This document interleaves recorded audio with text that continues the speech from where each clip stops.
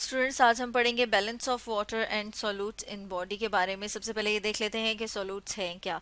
जब हम कोई सोल्यूशन बनाते हैं तो सोल्यूशन बनाने के लिए हम जो लेस क्वांटिटी में लेते हैं, मतलब जो हम कम मिकदार में लेते हैं, उसको जब हम मिक्स करते हैं वाटर में, वाटर क्योंकि ज़्यादा क्वांटिटी में ही लेते हैं तो उसको हम कहते हैं सॉल्वेंट, और जो कम क्वांटिटी में लेते हैं उसे हम कहते हैं सोल्यूट। तो जो कम क्वांटिटी में लें सोल्यूशन बनाते हुए उसे सोल्यूट कहा जाता है। जो सोल्यूशन है वो या तो हम कहेंगे कि कंसनट्रेटेड होता है या फिर वो डाइल्यूट होता है। अब हम किसी भी सोल्यूशन को डाइल्यूट या कंसंट्रेटेड किस वजह से कहते हैं वो हम देखते हैं कि किसी स्पेसिफिक एरिया में नंबर ऑफ सोल्यूट्स कितने हैं। अगर हम यहाँ पर देखेंगे तो यहाँ पर आप देख रहे हैं कि 6 नंबर ऑफ सोल्यूट प्रेजेंट हैं, लेकिन अगर हम इसमें वाटर ऐड कर दें तो अब आप देखेंगे कि यहाँ पर उतने ही एरिया में जो नंबर ऑफ सोल्यूट है वो 6 से 3 हो गए हैं। तो इसका मतलब ये है कि ये कंसंट्रेटेड सोल्यूशन है और जब हमने उसको वाटर ऐड कर दिया उसके अंदर तो इसमें डाइल्यूशन हो गई है और ये एक डाइल्यूट सोल्यूशन हो गया। अब अगर हम देखें कि बॉडी जो है वो उसको फेस करना पड़ता है उसके जो एक्सटर्नल एनवायरनमेंट है उसमें चेंजेस को, मतलब अगर बाहर चेंजेस आ रही हैं तो उसके जो इंटरनल एनवायरनमेंट है, जो सेल के आसपास का एनवायरनमेंट है, उसमें भी चेंजेस आती हैं। उसका जो सोल्यूट कंसंट्रेशन है उसमें डिफरेंसेस आते हैं। हम देख लेते हैं कि अगर सोल्यूट की कंसंट्रेशन सेल के जो बाहर सोल्यूशन है उसमें कम हो तो उसे क्या कहते हैं, तो फिर उसे कहते हैं हाइपोटोनिक सोल्यूशन।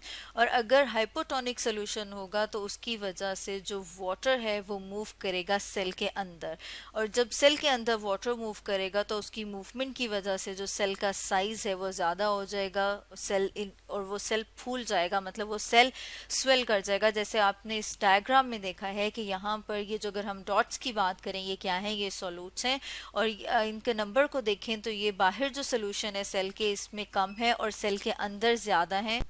तो इसकी वजह से जब वाटर इनसाइड मूव करेगा, सेल के अंदर मूव करेगा, तो ये सेल फूल जाएगा, मतलब ये स्वेल कर जाएगा।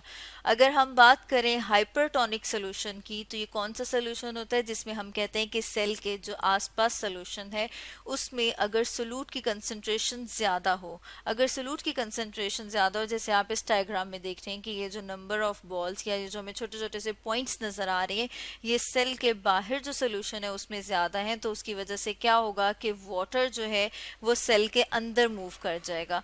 जब वाटर अंदर से बाहर की तरफ मूव करेगा, मतलब जो वाटर है वो सेल के अंदर से, जैसे आप इस डायग्राम में देख रहे हैं कि वो बाहर की तरफ मूव करेगा, जिसकी वजह से सेल जो है वो श्रिंक हो जाएगा। जैसे इस डायग्राम में आपको नजर आ रहा है कि क्योंकि वाटर बाहर मूव कर गया उसकी वजह से सेल श्रिंक हो गया। अगर हम बात करें कि जो सेल है उसके बाहर जो सोल्यूशन प्रेजेंट है उसमें नंबर ऑफ सोल्यूट उतने ही हों जितने के उस सेल के अंदर प्रेजेंट हैं, तो फिर हम इस तरह के सोल्यूशन आइसोटोनिक सोल्यूशन का नाम देते हैं। और जब आइसोटोनिक सोल्यूशन होगा तो उसमें जो नेट मूवमेंट है वाटर के मॉलिक्यूल्स की वो इक्वल होगी। जैसे अगर आप इस डायग्राम में देखेंगे कि अगर दो मॉलिक्यूल इनवर्ड मूव करें तो दो मॉलिक्यूल वाटर के आउटवर्ड, मतलब बाहर की तरफ मूव करें। इसकी वजह से अगर हम बात करें कि सेल के साइज पे कोई फर्क पड़ता है तो सेल के साइज पे कोई फर्क नहीं पड़ेगा, बल्कि उसका साइज सेम रहेगा। तो स्टूडेंट्स, आज हमने पढ़ा balance of water and solutes in body के बारे में।